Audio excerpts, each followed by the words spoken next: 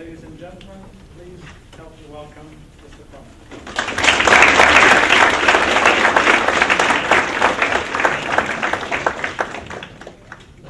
So you mentioned CMU, so I got to tell you, I was a little scared to go to the computer science part of the CMU campus when I was getting my MBA, because this is where all the smart people were and us business folks were. We were up sequestered over in our little section of CMU. But it really is a pleasure to be here today, and with an audience like this.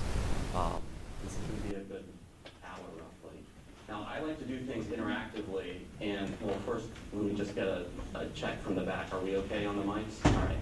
So I like to do interactive discussions. So especially the first section, which is more about, general, how to protect the enterprise. I'd love for you all to, interact, ask questions as we go about this. But this is partially a story of what got me here and why, and I think you'll find the journey will have some parallels in your own life. And then I just want to talk a little bit about the challenges of large organizations in something like cybersecurity. I'll tell you, so when I did my MBA 12 years ago, I had no idea that I would be in cybersecurity specializing in a field like this. I was doing program management right after I graduated with my MBA. And only after the CISO of the organization said, hey, I need help, we're doing this big enterprise thing, super sophisticated, we're doing it hand in hand with the government. And then, I got into that and was sold, and that was 2006 and beyond. But if I offer you one bit of advice outside of, the security talk, what got me here is taking the challenging assignments. It's something that I was taught when I was in the Army. Don't shy away from the things that other people shy away from. And that's got me here. So with that, I wanted to spend a little bit of time on Fidelity and why I left Northern Virginia and a pretty fun job with Northrop Grumman. And so and you probably all know this because it's all on my LinkedIn account and so on. But my customer was both Northrop. I was protecting Northrop, but I was within a division of Northrop that sells cybersecurity solutions to the Intel and DoD space. And so that was fun. I got to see things, the art of what was possible. And ultimately, what brought me to Fidelity starts going on with this. So the purpose. So for quite a bit of period of time, it was fun at Northrop, building out our capabilities, working hand in hand with the folks who are actively defending our nation and so on. But that gets to a peak, and then it was time to do it with other organizations. And an organization like Fidelity, whose mission isn't just to protect things, but it's really to help everyone in this room live lives and build their own nest egg. We're not a bank, so we're not in. And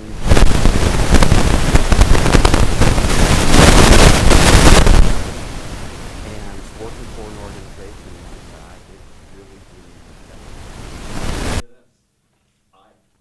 I certainly want to have a long career here focused on security, but another draw at Fidelity is the fact that they like to move leaders around. And so 5 years from now, who knows what I'm going to be doing? It will largely be in IT, but even that's not a given. It's not a given. So we're big. I had no idea we were this big. If you count this by employees, and we'll get to that, actually coming to Fidelity was a step back. At its peak, Northrop was 125,000 people. When we deployed smart cards, our corporate badges, which were also enforcing logical access and doing so with an identity that was trusted by the Department of Defense. And that was cool. We're a smaller company, but I'll tell you, what we're protecting is huge. And the difference between Fidelity and Northrop is we did all of our stuff offline, buried within, if it was unclassified, it would be on our corporate network, buried behind, lots and lots of firewalls. Here, we're doing the vast majority of our work over the internet. And it's a much different model. If you see 70 million customers, the vast majority of those touch their accounts online. And so with that, Fidelity, as much as we like to innovate because of the products, the delivery of those products through innovative new technology is one of the reasons that I came here. This is another reason. So we're all about the customer. We've got more than 10,000. A quarter of our business is the customer interface. But we have almost focused on, again, delivering the technology for those customer-facing reps. All of us. And I'll give you a stat. We spend $3 billion with the B dollars on technology every year. That dwarfs Northrop. That dwarfs the big aerospace company that we competed with was Lockheed. That dwarfs Lockheed's defense budget and technology budget. That is a huge number. And what are we doing with that? Yeah, we're keeping the infrastructure up, but we're also doing software development. The vast majority of things that you touch on Fidelity is developed in-house by folks who were sitting in an audience like this just a few years ago. And that's great to see. And then our presence worldwide. So 2 weeks ago, I was in London and Ireland visiting with my team. In a month, I'll be in India visiting with my team. And then I've got a group spread out here in the United States. Though I'm happy to say my hub's going to be here. So when I went and looked at potentially joining Fidelity, it was, do I go to New England or do I go to North Carolina? It was an easy choice, North Carolina. And frankly, I think this is where we're going to find the talent that we need to bring in to do the type of security work we're looking to bring. Again, so stop me with any questions here. I'm getting through the kind of, I'm setting the stage. We'll get to the pure security components. And this kind of gives you a sense of the type of information that we're protecting. So we're a very decentralized company. We have 4 main businesses. Those businesses have a lot of autonomy. That $3 billion is split across 4 CIOs largely. Those CIOs sit at the table with the business presidents. The vast majority of discretionary money that those presidents have, a lot of that's the IT being delivered by the CIO. I'll tell you that again, that's a much different model than where I came from at Northrop. At Northrop, the CIO was there as more of an infrastructure type role. Here, it's how do I stay on top of and in front of our competition. And let me also say, a draw was the fact that we're a private company. We can afford to make long-term investments without having to report in the near term on our quarterly results to shareholders. And that has given us some immense opportunity. When the market downturn in 2008 and 2009, we absolutely looked to reel in costs, but at the same time, we looked at that as an opportunity to invest when our peers could not. And we invested heavily, and where did we do it? We did it in technology. So that's pretty cool. So this storage, it's pretty impressive and so on. We have, innovation is something that you're going to hear over and over again if you decide to do an internship with Fidelity. And that is not just something that's purely isolated in a core IT organization. The business is, we're all about analysts looking for ways to grow your investment. They look at technology and supercomputing and so on. And so what's fun for me is being able to do pilot programs, not just with enterprise infrastructure teams, but with business teams doing big data analysis and applying the same theories on finding bad stuff as they are looking for market opportunities. All right, so we're about to switch gears here. I show this slide because time flies. This is right as I was graduating from college with my physics major. By the time we released this, so we were the first to release a public-facing internet site to do transactions. I'll tell you, back to innovation. 3 years later, 70% of our interaction with customers was over this website. 3 years, 70%. That's pretty impressive. That is a game changer. And then back again, this is following me. So this is 2002 is when I graduated with my MBA. This is really when we were empowering small organizations and individuals to really at their fingertips in their home and their small offices, the ability to have very powerful tools. All right. So let's get into the heart of this talk, which is really about how to approach security and what we do as a large organization. So the math is pretty simple. The risks are always going to evolve.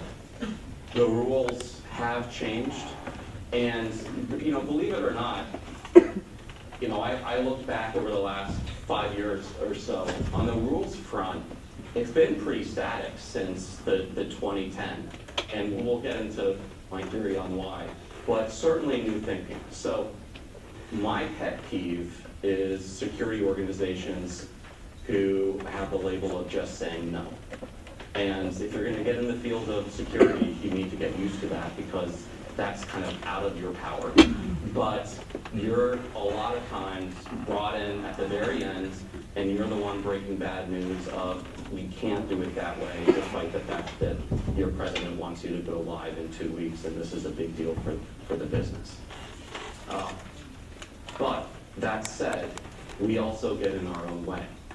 And I'm speaking of security practitioners, and I'll just be specific in my old job, and we have a tendency within our old organization, but we're aware of it, and we're trying very hard to work with the business and have new thinking, is really about finding answers and solutions with the business. Now, there are times that we're going to have to put on the table just, this doesn't make sense, the risk is too high. And we have a whole technology risk organization that's been stood up recently to help with those discussions, to take the gray space, the ideas that we haven't really had to tackle before, and help determine with the business, what are we really taking on, and what is the technology risk of this. So that's the new thinking piece. All right. So some high-level new rules. I'm going to focus on the top 3. And so, again, I said these are pretty static. This hasn't really changed in many, many years. That said, security organizations behave it the same way for the last 5-6 years. And if I leave you with anything, it's take on the difficult assignments, and it's don't get bogged down and stuck on the mud, because emotionally you've already invested in a certain decision. Keep an open mind, stay educated, and then work with the business to really understand what the risk is. So IT cost pressures. So I gave you the example that yes, the industry has been facing for quite some time, and even now, the economy's sort of iffy.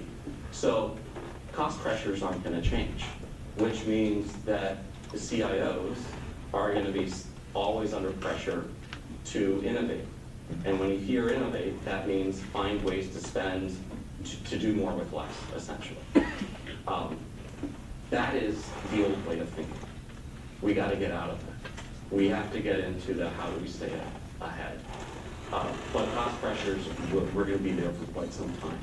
The increasing regulation is real, but it's really not pertinent here. Outside of the fact, because this is really talking to business regulation, which is totally real. So the data point on this is after the economic crisis in 08 and 09, the regulation that came out was over 800 pages.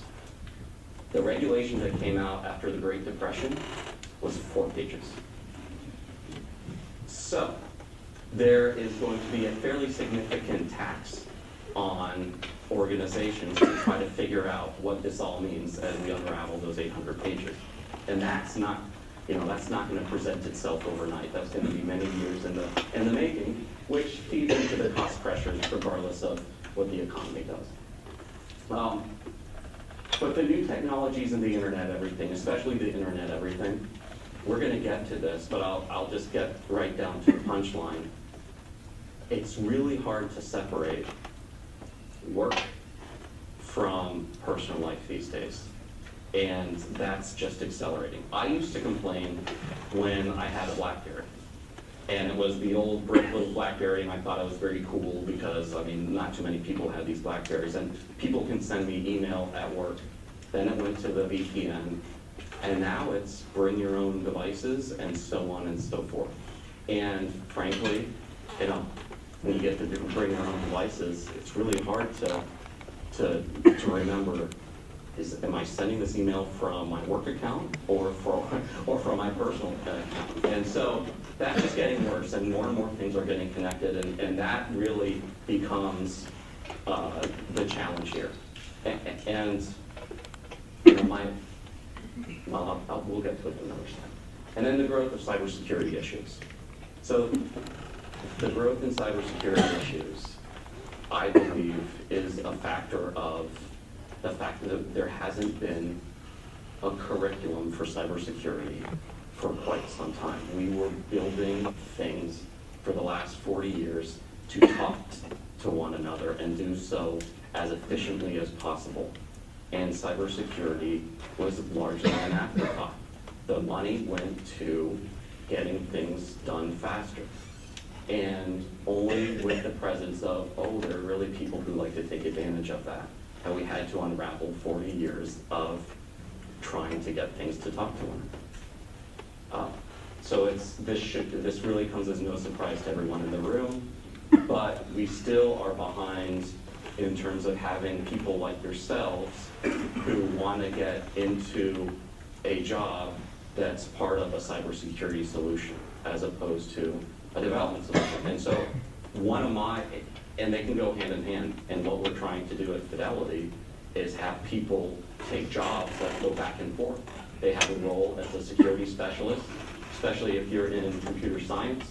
You'll do application security, you'll do penetration testing, you'll do malicious code detection, which is insider threat detection where you're looking for backdoors. You do that for a few years, and then you bounce out and you do development for the business. And what better way to equip the organization when someone who is a security person is now doing development work with peers and helping the peers understand what's right and what's not. We haven't had enough of that over the last 40 years. We have some catching up to do. All right, so back to the cost pressures. So I think we have agreement in this room that the cloud largely was a cost play. And it was a cost play. This all came about around 2009-ish, 2010.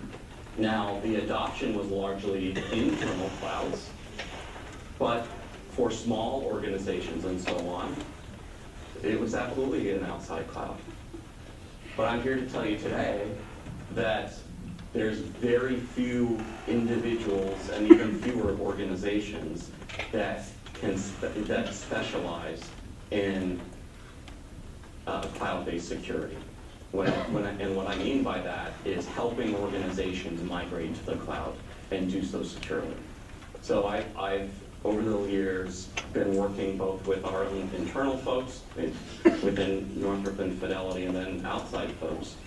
And I'll tell you the goal as you migrate outside and into the cloud is to maintain the security that you had before. So you're working really hard to just get what you already had before. So that's not a lot of fun. And it's painful because guess what? The business is very much incentivized to cut costs as quick as possible, which means migrating as quick as possible. And then we're back into the loop that I discussed earlier, which is the security guys are always the ones saying no or slowing things down. So it's a tough track. So the new technologies. Again, this is pretty static stuff, and I don't think this is going to change over the next couple of years. I mean, this is a pretty good list, but it's harder and harder to disconnect between work and life. And that's a good thing, but it's a bad thing. But I'll tell you, from a security perspective, and when you're back and are faced with having these business discussions of how, we're saying no. Here's what's in your report. Security is one of the few fields that you can take home and make applicable. So the protections that we say at Fidelity you should be doing for good hygiene, they're just as applicable at home, maybe even more so. And if you can draw those connections, then you're doing pretty good. But another piece of this is, again, getting out there and socializing what you know. Because as a security person, you like to kind of do things behind closed doors and it's secret squirrel stuff and so on. Frankly, that's what got me out of my job at Northrop. It was pretty fun for a long time to say that I had a clearance and then not be able to talk about what I did in detail. You know what?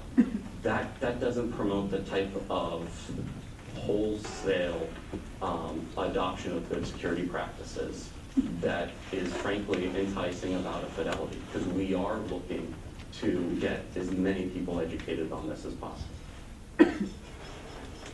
All right, so here's some fun stuff. So this is what I've been looking at for quite some time.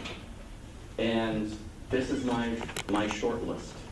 So we still, back in my old career when we were working with Cyber Command, this is how we distill the different types of attacks that would come against us. So you have exploitation. So recent news of exploitation would be Target. It would be the JP Morgan Chase attack. It's either stealing money or stealing intellectual property. It's about exploiting systems, establishing a presence within your infrastructure. If you're good, you do it in a way that you're using a legitimate identity. So back to that connection between home and work, it's all about identity. So one of the reasons I'm in this job, that really challenging assignment that I took in 2006 that got me into cybersecurity, it was an identity problem. Just like the identity problems you have at home when your account's been compromised from, let's just pick eBay, that was within the last year. Username, password's gone, you have to reset. Again, it's those identities. So it's about establishing a presence within an environment with a legitimate identity, digital identity, and moving around until you get what you want. Disruption. Disruption is typically done by a totally different actor set. It's done for numerous reasons. Most visibly of late, an example would be denial of service. So the denial of service is a great disruption attack. It's super simple, right? So how long has denial of service attacks been around? I mean, at least a dozen years, if not more, right? But yet, the volumes of which we're throwing traffic at infrastructures are astronomical. I will tell you that I was in a forum where we got together with the top technology companies and service providers back in early 2013. So the massive denial of service attacks against banks started happening in 2012. And so I was still at Northrop at the time. And I'll just say, one of the network carriers, the big carriers that you've heard of, their chief security officer came in and said, the day that X bank got hit was the worst day of my career because literally our infrastructure couldn't keep up. This infrastructure that we're talking about is a national asset, and it toppled their defenses. And frankly, what we were seeing back in 2012 is not unlike what hit Bank of America in 2014, this past first quarter. So even though the technology is basic, the use of multiple systems from around the world makes it sophisticated. And, it's done for political gain. On the destruction side, I thought destruction was fantasy, frankly. I thought it was the government hyping up a hypothetical to get CIOs scared and investing more in their infrastructure so that they could protect things that are being built for the DoD. That's honestly what I thought. Well, guess what? It's not. We have plenty of examples, most recently in South Korea, two of their big banks were hit with a destructive attack where many, many systems were destroyed, their hard drives essentially zeroed out. And why did they do that? Why would someone launch a destructive attack? I mean, and the headlines were great. It was North Korea attacks the South Korean banks, et cetera, et cetera. And while I can't comment on the attribution of whether that's real or not, at the end of the day, it was all about stealing money. They destroyed the machines as a way to cause a distraction while the bad guys made out with the money. I mean, it's as simple as that. But it's happening a good bit. Before those South Korean banks, Saudi Aramco was hit, 30,000 machines destroyed. So it's real. And the problem with a destructive attack, it's malware-based typically, much like the exploit attacks. And the problem with all of these is the technology is transferable really easily. So you build and you weaponize, and then you can attack multiple targets quickly. And what concerns banks and institutions and so on is, what about the unintended consequences? What if someone were to launch an attack against someone, and then someone were able to grab that malware and apply it to someone else? And then we start replicating it almost like a virus in the physical sense. So those are the three buckets that we worry ourselves about, and we lump all the types of incidents. Now let's talk about the commercial IT provides weak inherent solutions. I mean, that's what I hope you all are working on. And when you get into whatever company you go to, what you help promote, and that is a better understanding of the type of risks that are out there and the importance of balancing getting your job done. Let's just say you're a developer and you have a certain application you need to get done, but not taking shortcuts. Because those shortcuts is what turns into what we call a 0 day. And a 0 day are the things, or the type of, you've all heard of heartbleed, so that's a 0 day. That's something that it's not malicious in intent, but there was no way for commercial solutions to identify that vulnerability, so we went looking for it. And it has pretty significant consequences. And it's amazing. So as soon as it became public that Heartbleed was indeed a vulnerability and it was new to the commercial market, you can bet that large organizations started to get probed. I mean, it was very quick. And that's not surprising, but I'll tell you, there's as many good guys out there, there's as many bad guys out there actually making a pretty darn good living off of exploits as there are good guys. And that's what makes this a dangerous place. But those weak IT, so back to the fact that it just hasn't been our focus. It's only been our focus for the last 10 years, and then really aggressively. So if you look at a Microsoft or a Cisco or so on, down the line, they got serious about this roughly 5 years ago. And even then, I would say, based off of the products that are coming out and that we're expecting, the folks who are designing and architecting these things, they don't understand some of the sophisticated attacks. They don't understand how exploits happen and what the bad guys are really trying to do. If this was about keeping something safe so that a web application server isn't vulnerable as it sits out on the internet, that's easy. We can cut our staff by 80%. The problem is all the interaction across systems with the different companies and making those things work in a large organization. And that's where scale becomes a problem. And that's where we get into cloud. So the reason why I say we need to get over it as IT practitioners and start embracing cloud-based solutions. First of all, there's two pieces to this. First of all, it's the saying no piece to the business. The business needs to get to the cloud for certain things. Sometimes it's about capability innovation, and sometimes it's about cost. if you're gonna get in the way of the business, the competitors are gonna get there, and then you're in a whole different problem. So you're gonna spend more time and energy fighting the business than you are working with them to find a solution. So that's one piece, and we can park that. The other piece is the scale problem from a pure information security perspective. I'll put it to you this way.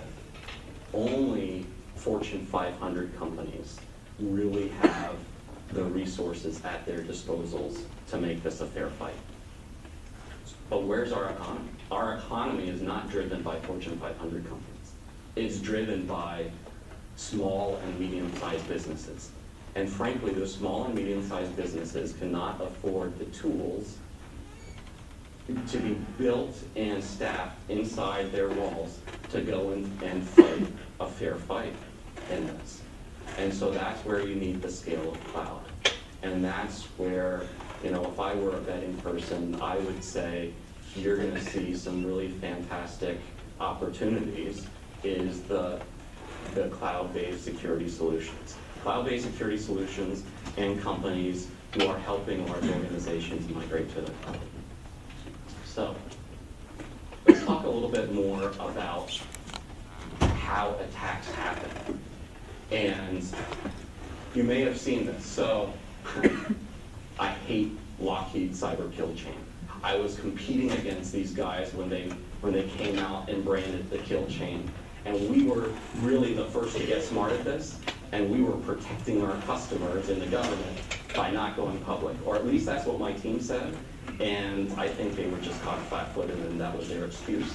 But this is really smart because it's a way for you to get your head around how bad things can happen in your environment and helps you understand that scale problem that I referenced.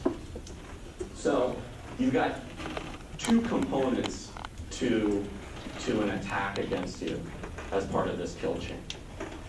You've got the pre-compromised stage, which if you're in my role, you certainly want to keep attacks in that pre-compromised stage.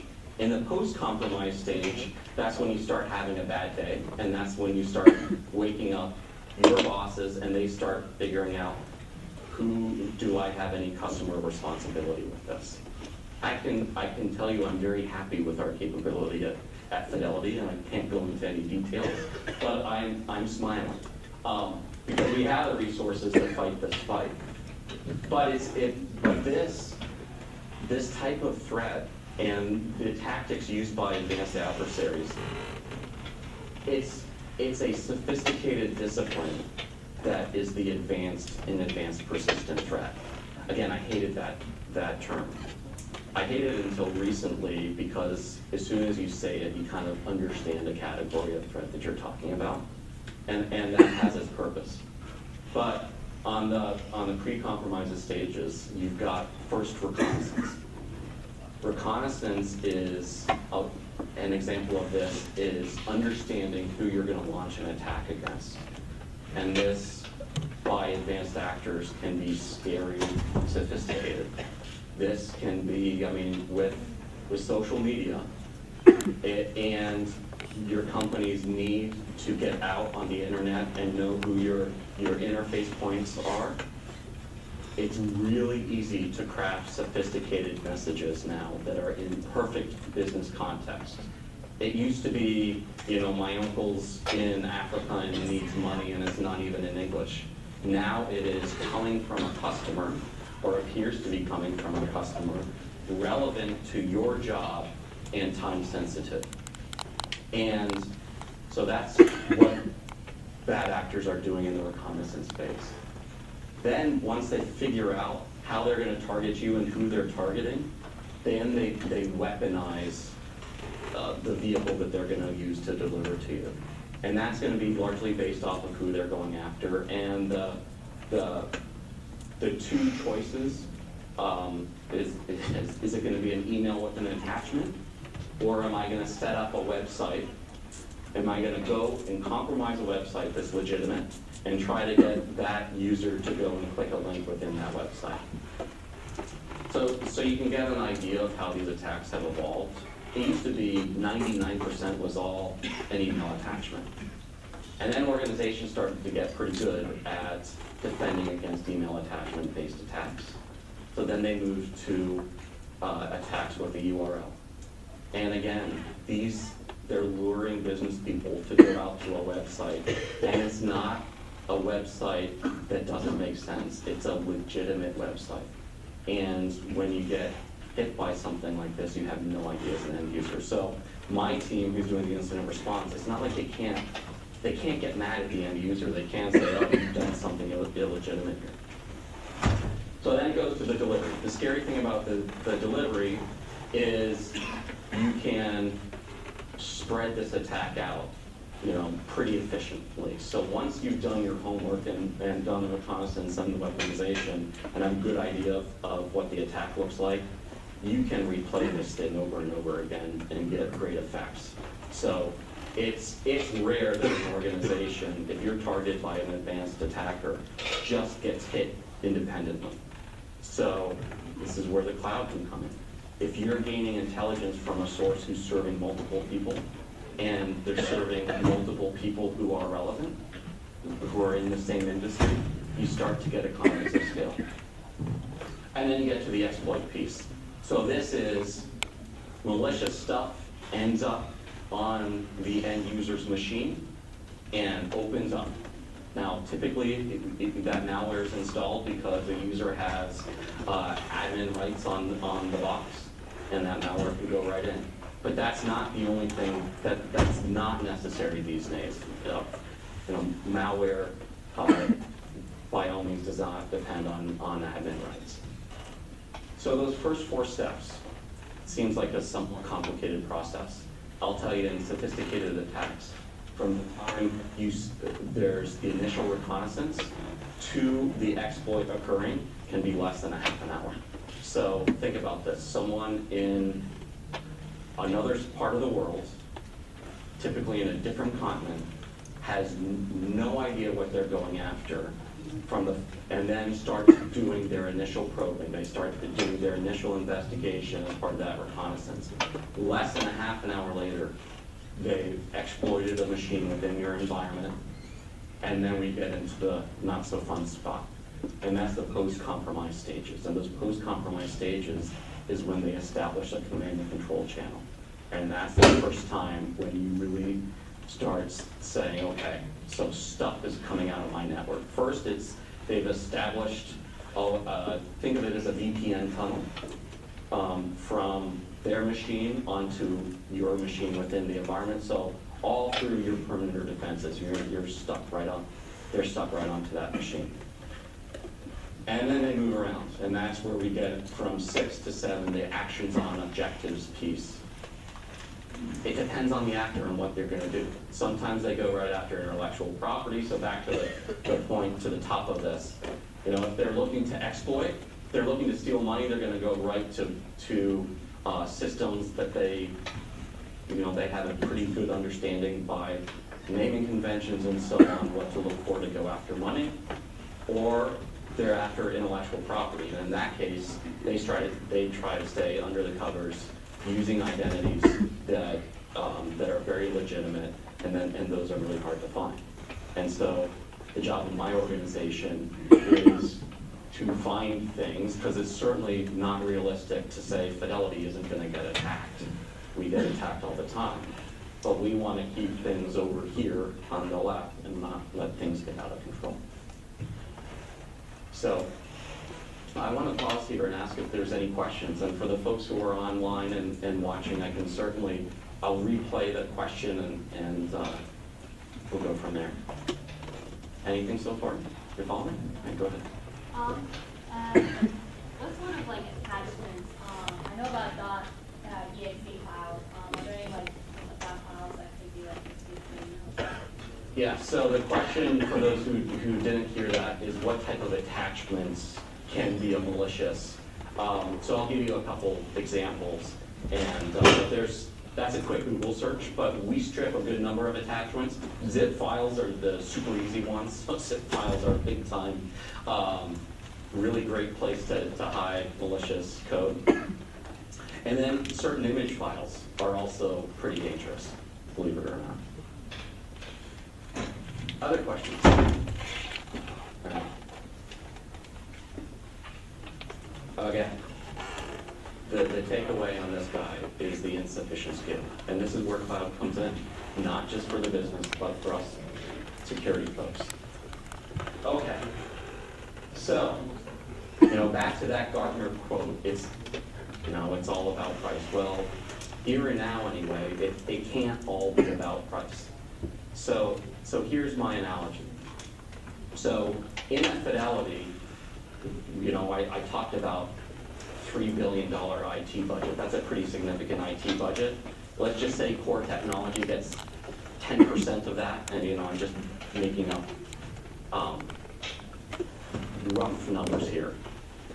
Security is going to get another roughly half of that. Sometimes it's a bit more. That's still a pretty good number to work with. Well, what if you're a $100 million revenue organization? IT gets 10% of that, $1 million to work with, and security gets a fraction of that.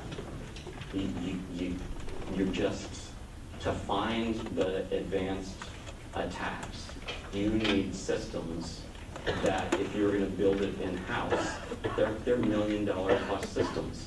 That's the initial price tag. Then you need people to run them and use them, and then you're paying maintenance on them. That's where the scale doesn't work. There's only a handful of people and tools that help you find some of this. And so that's why you're seeing in the news what you're seeing in the news. So we're looking at cloud, at Fidelity, to help foster and enable innovation. And we're not users of these companies, but look them up. They're doing some pretty exciting things. So Sumo Logic, so we're a big, we've got lots of tools, and Sumo Logic competes against one of the tools that we have in-house, and it's doing big data management, but you don't need the infrastructure. It's all done in the cloud, and then over a secure tunnel, you're getting the results of pretty sophisticated queries. Zscaler, it's internet security. It's security tools in the cloud. So I'll tell you, a big problem that we have, and all organizations have, is what happens when users go outside of your core environment. So all our safeguards are in our core environment. So how do we protect the user when they take their company machine and they're out on the internet? So Zscaler helps solve that problem. We can point those users right to devices on the internet and make sure the same Fidelity controls that we have are applied through Zscaler. Recorded Future, that's a pretty cool company that we're looking at. They do intelligence work, open source intelligence work. So you give them a mission, you say, what are they saying about Fidelity and who's saying it? And they've got folks on staff with over 100 different languages, and they scour the open source net to go look on what they're saying. Now, obviously, our mission would be, what are they saying about Fidelity? And Alert Logic, they have a long history. They're really focused on managed security services at this point.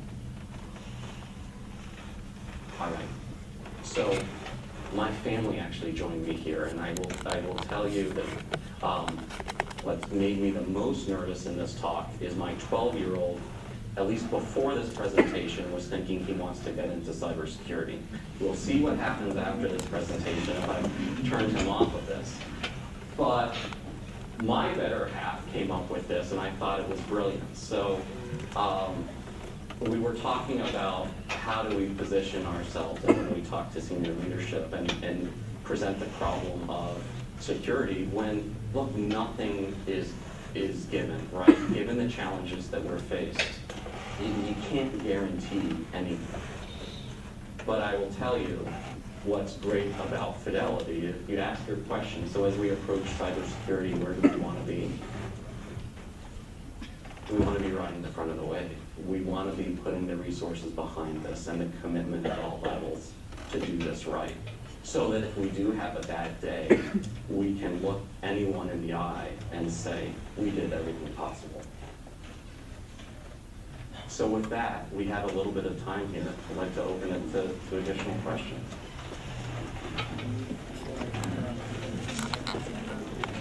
Yes. Nice t-shirt, by the way.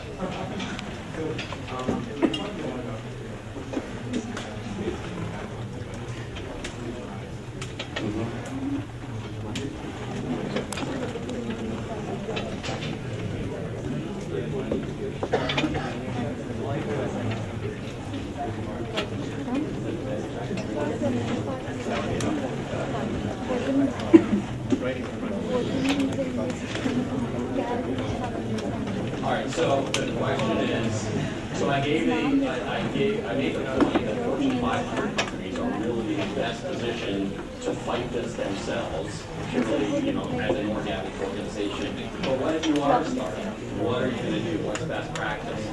So I'll give you a story. So at Northrop, we were a Bit9 customer. Bit9 is a solution. It was a startup solution at the time. It was non-signature based threat detection at the host level. So it did very comprehensive whitelisting. And if it didn't recognize an application, it would stop it from executing, which was really handy when you're off the network like I was talking about. Well, guess what? The bad guys didn't like that tool. So what did they do? They hacked that startup, got the keys to the kingdom from Bit9, and then went and exploited their real target, which was a Fortune 500 company. So it's a real problem. And best practices are, if you're a startup on the technology side, if you're going to invest in security yourself, do it around the controls on your intellectual property / code. Get the code off the same environment where your employees are surfing the internet and doing email. And to the extent possible, though I don't have a great answer, move your infrastructure and your security so that you can get the scale that I discussed. So whether that's Logic or some other organizations that can help you, so you're not having to fund this all yourself, so to speak. Good question. Yes? Over time, and more than one of the things we mentioned was the way attacks are happening with historically we've used signature-based methods to figure out whether this is an attack or not, whether this is diagnosed orders or support. Another way would be to also monitor machine-based learning to monitor activity as these happen. So looking at network data, Cisco network data, so on and so forth. So this becomes a big data problem. How do you look at exporting all of this data from an organization's infrastructure into the cloud, having them run all of that, and then provide that? Right. So the question is, so we talked about signature-based detection, signature-less detection, and if you're going to do that, it really turns into a big data problem. Well, how do you do big data in the cloud, if I were to summarize? And Sumo Logic, though we're not a user, I think attempts to do that. So it's essentially the same process. You're just not hosting the infrastructure to do that. But to do it real time, you'd have to have a secure transport from your environment to their environment. But even that, I think that the cost of setting that up is minimal compared to all the infrastructure licensing and so on that involves with bringing in, a company like Splunk or Hadoop or both. Yes. So as you mentioned, running away to stay ahead, you seem like an arms race. Mm-hmm. So do you anticipate that the wave continue indefinitely, such that there will always be the same amount of resources that have to be invested in cybersecurity, or is our company trying to reduce the amount of future investments necessary? So companies are, by and large, not looking to reduce in security. They're still spending more and more in security, which is why it's hard to find talent in security. There's more demand than there is, the pure talent. I see that, back to the scale of this problem and where we've been over the time. I don't see that changing in the next 10 plus years. And A good analogy was cybersecurity is like the aviation age back during the Wright brothers. So here's another problem with cybersecurity. There's no governance around it, right? So we know where bad actors are, and I'm sure other nations are saying we know where bad actors are here in the United States. There's no means to go after them and put them to justice. And because of that, that's why it's such a good business. And so we don't have, back to the aerospace analogy, it took decades upon decades to get air traffic control systems to work together. Before, as you'd fly from one country to the next, it was chaos. So it took a long time to get that infrastructure set up and for countries to come to an agreement on how that would work. We're at the start of that. So we've got a ways to go. And I mean, look, can you see the United States, Russia, and China coming to an agreement on cybersecurity legislation anytime soon? No.